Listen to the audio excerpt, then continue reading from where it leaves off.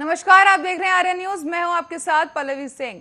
Bollywood actress Kareena Kapoor और सैफ अली खान अक्सर अपनी पर्सनल लाइफ को लेकर सुर्खियों में बने रहते हैं। खासतौर से उनके बच्चों के नाम को लेकर तो सोशल मीडिया पर कई बार उन्हें खरी खोटी भी सुननी पड़ी। लेकिन अब एक्ट्रेस ने इस पर ट्रोलर्स को करारा जवाब दिया है। करीना कपूर ने एक मैगजीन को दिए गए इंटरव्यू में अपने बच्चों को ट्रोल किए जाने को भयानक कहा है। इस इंटरव्यू के दौरान करीना कपूर ने कहा कि बहुत बुरा लगता है जब कोई उनके बच्चों और परिवार को उनके नाम के लिए ट्रोल करता है। ये सिर्फ दो प्यारे बच्चों के नाम है। मुझे समझ नहीं आता कि कोई बच्चों को क्यों ट्रोल करेगा। करीना ने यह साफ कर दिया है कि वो ट्रोलर्स के हिसाब से तो ना अपनी जिंदगी को देख रही हैं और ना देख सकती हैं।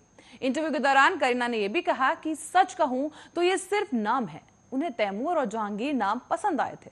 ये दोनों ही खूबसूरत नाम हैं और वो दोनों खूबसूरत बच्चे हैं।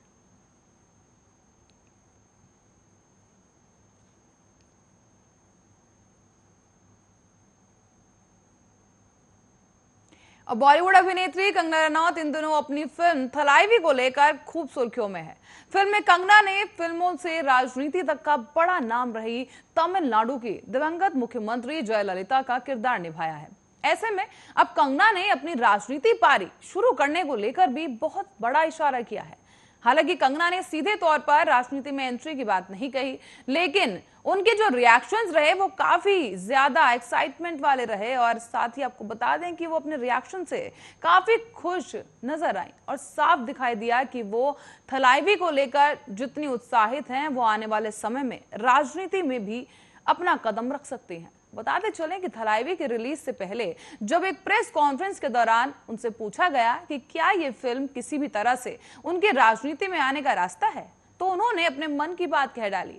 जवाब में एक्ट्रेस ने कहा है कि फिल्म कई मल्टीप्लेक्स में हिंदी में रिलीज नहीं होगी। मल्टीप्लेक्स ने हमेशा प्रोड्यूसर्स को परेशान करने की कोशिश की है। मैं एक नेशनलिस्ट हूं, देश के बारे में बात करती हूं, इसलिए नहीं कि मैं एक पॉलिटिशियन हूं, बल्कि इसीलिए क्योंकि मैं देश की एक नागरिक हूं। अब रही बात पॉलिटिक्स में आने की, तो मैं अभी अपने एक्ट्रेस के तौर पर करियर में बहुत खुश हूं। लेकिन अगर कल को मुझे लोग पसंद करेंगे और सपोर्ट करेंगे तो यकीनन मैं पॉलिटिक्स में आना पसंद करूंगी।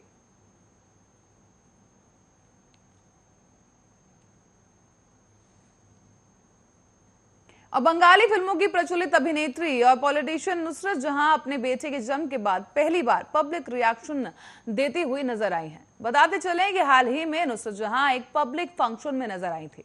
वो कोलकाता में एक सैलून की ओपनिंग के लिए गई थी, जहां पर मीडिया ने उनसे कुछ ऐसे सवाल पूछ लिए जिससे नुसरत बेहद नाराज हो गई। दरअसल नुसरत ने पिछले महीने ही एक बेटे को जन्म दिया है। उसके बाद से नुसरत का ये एक पहला पब्लिक अपीयरेंस था।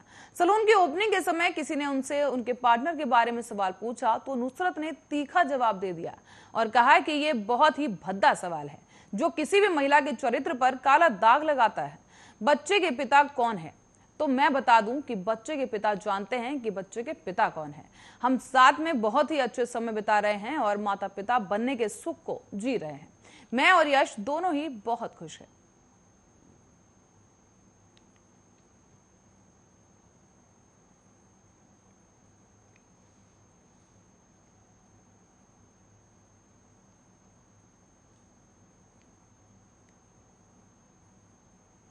और टेलीविजन की बात करें तो टेलीविजन सीरियल बालिका वधू में नई आनंदी की भूमिका निभाने वाली अभिनेत्री श्रेया पटेल ने शो में आने वाले ट्विस्ट के बारे में बात कही है और ये उनके ऑन स्क्रिप्ट कैरेक्टर्स के जीवन के कैसे प्रभावित कर सकती है ये भी बताया। ट्विस्ट के बारे में बात करते हुए श्रेया ने कहा है कि आनंदी के जीवन में एक बड़ा पल आने वाला है और ये उसकी दुनिया को पूरी तरह से पलट कर रख देगा। दरअसल शो में जल्द ही गौना का सीक्वेंस दिखाया जाएगा जो बाल विवाह से जुड़े एक पुराने रिवाज से जुड़ा है। आने वाले एपिसोड में आप आनंदी को असंख्य भावनाओं का अनुभव करते देखेंगे। साथ ही आपको बता दें कि आने वाले एपिसोड में दर्शकों को कुछ हाई ड्रामा भी देखने को मिलेगा। अब तक आनंदी को अपने प्यारे और मासूम बचपन का लुत्फ उठाते हुए देखा गया है। दर्शकों ने आनंदी की प्रतिक्रिया भी देखी जब उसे जिगर यानी कि वंश सयानी द्वारा, जो कि अभिनीत का किरदार निभा रहे हैं, तो उन्होंने अपनी शादी के बारे में आनंदी को पता चलता है। वो अब गौना समारोह के दौरान अपने भाग्य के सच से वाकिफ होंगी। जब उसे अपने माता पिता के घर से दूर जाना होगा, जब उसे जिगर के घर बहू के रूप में रहने के लिए मजबूर किया जाएगा, तो उसका जीवन काफी बदल जाएगा। यानी कि साफ तौर पर देखा जाए तो शो में काफी इंटरेस्टिंग ट्विस्ट देखने को मिलेंगे।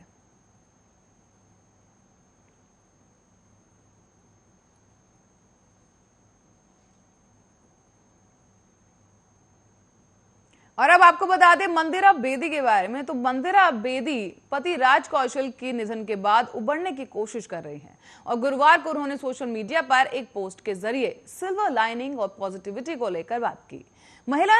मंदिरा ने कहा है कि उन्हें अभी भी नॉर्मल होने में समय लगेगा। नॉर्मल करने के लिए लंबा रास्ता अभी उन्हें तय करना होगा।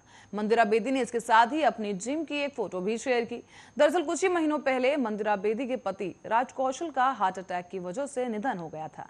इस दौरान वो काफी टूटी हुई भी नजर आई। मंदिरा अब खुद को संभालने की कोशिश में है। उन्होंने जो फोटो शेयर की उसमें भी वो ब्लैक कलर की स्पोर्ट्स ब्रा पहने हुए नजर आई, जिसके साथ उन्होंने प्रिंटिंग लेगिंग को पेयर किया है। इस पोस्ट के साथ ही मंदिरा ने लिखा कि फिर से सामान्य महसूस करने के लिए ये एक लंबा रास्ता है जो मुझे तय करना है, भावनात्मक, मानसिक और शारीरिक रूप से।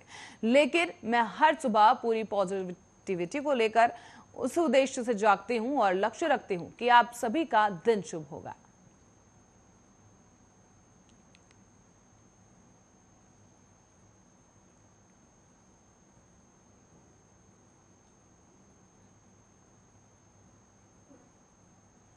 और अब आपको बता दें कि हाल ही में आई फिल्म भूत पुलिस के बारे में। तो भूत पुलिस रिलीज कर दी गई है जो और दर्शकों को ये फिल्म पर खास पसंद नहीं आई। ये एक औसत फिल्म है जो ना ठीक से डरा पाई और ना ही दर्शकों को हंसा पाई। भूत पुलिस एक साधारण सी फिल्म है और इसका लेखन और निर्देशन भी काफी साधारण ही नजर आया। दरअसल डिज्नी हॉटस्टार पर रिलीज हुई भूत पुलिस लगभग 2 घंटे की पिक्चर है, जिसमें 2 भाई हैं, 2 बहनें हैं। सगे भाइयों यानी विभूति वैद, जिसका किरदार जो है सैफ अली खान निभा रहे हैं, और चिरंजी वैद जो कि अर्जुन कपूर है। इनके दोनों के पिता तांत्रिक थे। भाइयों के पास विरासत में मिली 5000 साल पुरानी किताब है जिसमें भूतों को वश में करने और पराजित करने और इस संसार से मुक्त करने के सूत्र हैं। किताब की पुरानी भाषा पढ़ी नहीं जा सकती। विभूति ने उम्र में अपने से कहीं छोटे चिरंजी को पाल पोस कर बड़ा किया और दोनों भूत भगाने के लिए यहाँ वहां बुलाए जाते हैं।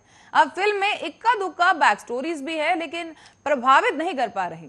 सैफ अली खान और अर्जुन ने अपनी भूमिकाएं ठीक से तो निभाई हैं, लेकिन ये उनकी प्रतिभा दिखाने जैसा कुछ नहीं था। इसी के साथ ही आपको बता दें कि इसके लिए उन्हें परिश्रम करते हुए देखा गया। 100 दिनों से सिर्फ अपनी ऊर्जा का इस्तेमाल किया गया और वो दिखता है। बहरहाल ये फिल्म हल्की फुल्की कॉमेडी से भरी है, तो अगर आप एक सिंपल सी फिल्म देखना चाहते हैं तो ये फिल्म आपको जरूर पसंद आएगी।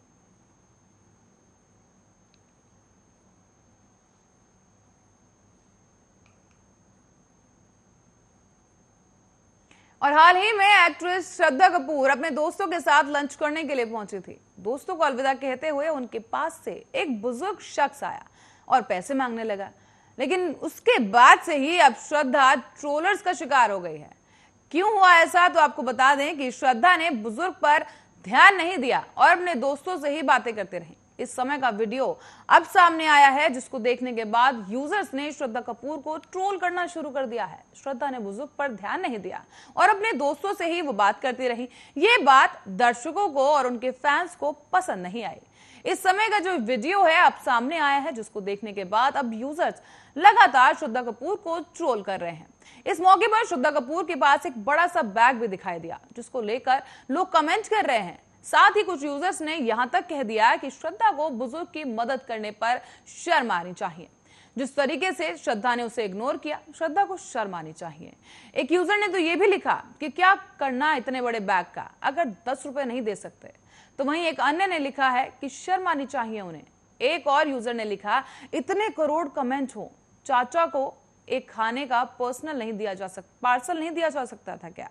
पैसे ना दो लेकिन कुछ खाने को दे देते। ऐसे ही तमाम ट्रोलर्स हैं जो श्रद्धा को लगातार उनके इस वीडियो को लेकर काफी ट्रोल करते नजर आए।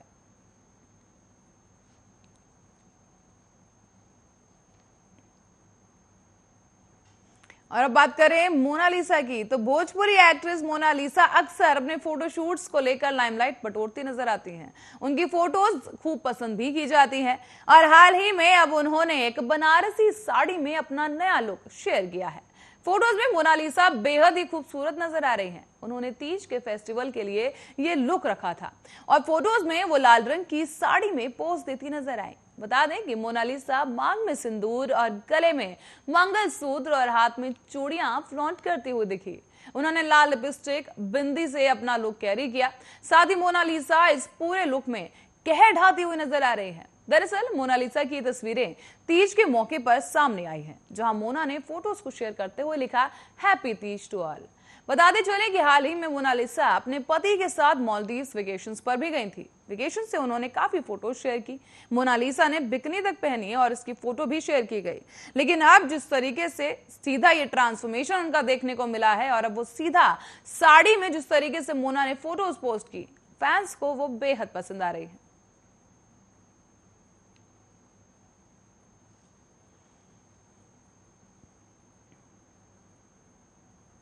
और आपको बता दें टेलीविजन इंडस्ट्री के कुछ बेहतरीन शोज के बारे में। तो बताते चले कि इस हफ्ते के टॉप 10 शोज क्या हैं, तो जिन्होंने टीआरपी लिस्ट में दर्शकों के दिल में अपनी जगह कायम रखी है। तो बताते चले कि किसी सीरियल ने दर्शकों का दिल जीता तो किसी ने टीआरपी की लिस्ट। कौन सा शो है जो पिछड़ गया और कौन से शो हैं जो गायब ही हो गए, वो आपको बताएंगे। तो दरअसल आपको बता दें कि कपिल शर्मा एक बार फिर से अपने कॉमेडी शो के साथ दर्शकों के दिलों में जगह बनाने में कामयाब हो सके हैं। तो बताते चले कि चाहे कितना भी बड़ा शो क्यों ना हो जाए, लेकिन सब टीवी का जो कॉमेडी शो है तारक मेहता का जलवा हमेशा ही कायम रहता है। ये शो हमेशा टॉप 10 की लिस्ट में शुमार रहता है और इस बार भी तारक मेहता का उल्टा चश्मा शो पहले स्थान पर बना हुआ है। अब आते हैं दूसरे नंबर पर। तो स्टार प्लस का शो अनुपमा इस हफ्ते दूसरे नंबर पर बना हुआ है। लोगों को इस सीरियल का नया ट्रैक काफी पसंद आ रहा है। अब बात करते हैं तीसरे नंबर की। तो अमिताभ बच्चन का शो कौन बनेगा करोड़पति 12 आते ही छा गया है। ये शो इस हफ्ते तीसरे नंबर पर जगह बनाने में कामयाब रहा और हर बार की तरह इस बार भी कपिल शर्मा की कॉमेडी लोगों को खूब पसंद आ रही है। कपिल शर्मा एक बार फिर से दर्शकों के दिलों में जगह बनाने में कामयाब रहे। उनका ये शो इस हफ्ते चौथे नंबर पर रहा। अब बात करें सुपर डांसर की। तो सुपर डांसर 4 इस हफ्ते काफी टीआरपी बटोर चुका है। शिल्पा शेट्टी की वापसी के बाद फैंस एक बार फिर से इससे जुड़ चुके हैं। ये शो इस हफ्ते 5वें नंबर पर रहा। और बात करें सुपर डांसर की। तो सुपर डांसर की तरह ही माधुरी दीक्षित के शो डांस दीवाने को भी इस हफ्ते काफी अच्छी टीआरपी मिली है। ये शो 6ठे नंबर पर रहा और टीवी एक्ट्रेस शिवांगी जोशी और मोहसिन खान की जोड़ी का रंग भी लोगों के सर चढ़कर बोल रहा है। स्टार प्लस का ये शो ये रिश्ता क्या कहलाता है इस हफ्ते 7वें नंबर पर रहा। बढ़ते हैं दूसरे शो की तरफ। बता दें कि एकता कपूर का सीरियल कुमकुम भाग्य इस हफ्ते 8वें नंबर पर अपनी जगह बनाने में कामयाब रहा है। पॉपुलर शो ये है मोहब्बतें का स्पिन ऑफ शो भी ये चाहते हैं लोगों को बेहद पसंद आ रहा है। ये शो इस हफ्ते 9वें स्थान पर रहा। अब बात करें 10वें स्थान की। तो रोहित शेट्टी का शो खतरों के खिलाड़ी का जल्द ही फिनाले होने वाला है और ये शो इस हफ्ते 10वें नंबर पर टिका हुआ है।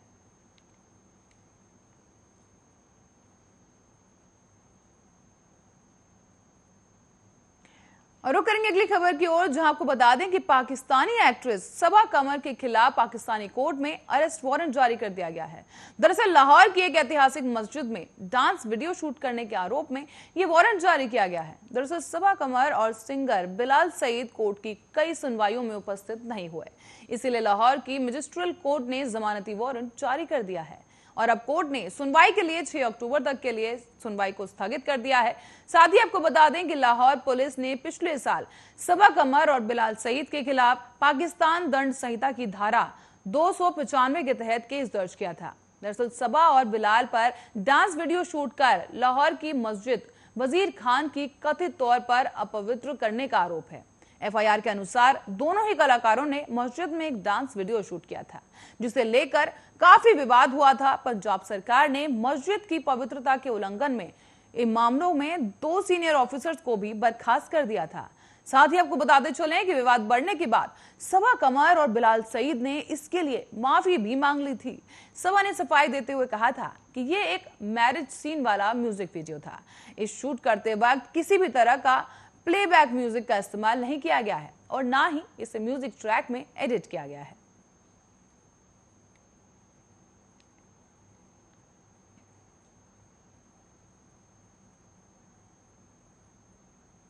और आज से गणेश चतुर्थी का पावन पर्व शुरू हो गया है, जहां लोग अपने घर बप्पा से स्वागत के लिए उन्हें मेहमान बनाकर घर लेकर आए।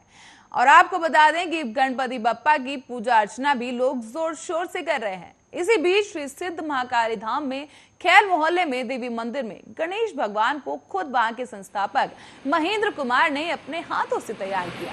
खुद ही बप्पा की पगड़ी तैयार की और श्रद्धा के साथ गणेश चतुर्थी मनाई। तस्वीरों में आप देख सकते हैं किस तरीके से वो बप्पा को प्रेम के साथ ये पगड़ी पहना रहे हैं और साथ ही खूब गाजे बाजे के साथ गणपति बप्पा का दरबार सजाया जा रहा है।